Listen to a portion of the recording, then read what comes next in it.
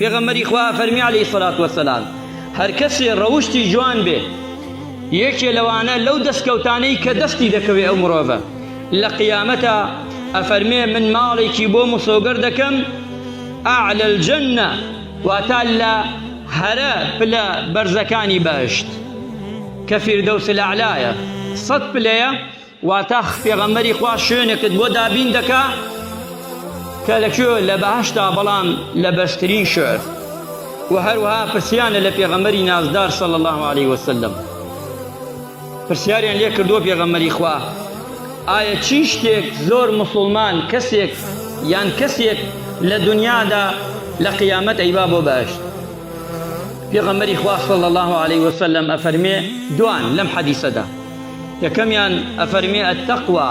واتە لە خواترسی دووەمیان وحسن الخلق ڕەوشت بەرزی واتە ئەوانەی کە داخڵی بەهشتە بن بەم سیفاتانە داخڵی بەهشتە بن زۆر جاریان ویان زۆریان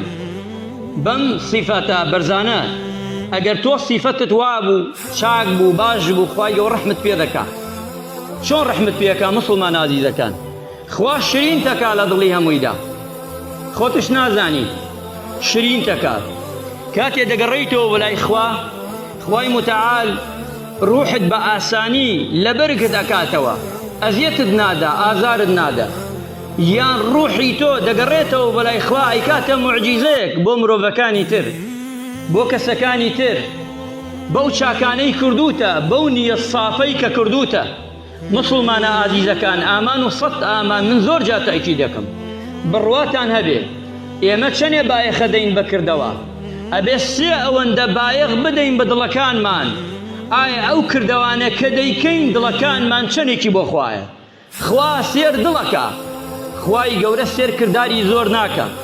خوای گەورە سێر کردارەکەت حەسابی تۆ لەسەر ئەو کردارانە ناکە وەک ڕەمز سێریەکە بەڵام کردارەکان هەمووی کۆ دەکاتەوە تەماشای دڵ دەکات ئایا ئەم کردانانە کە کردوتە مەبەستت چییە لەو دڵەدا ئەها پیاوچاکان ئەها ئەولیایانی خوا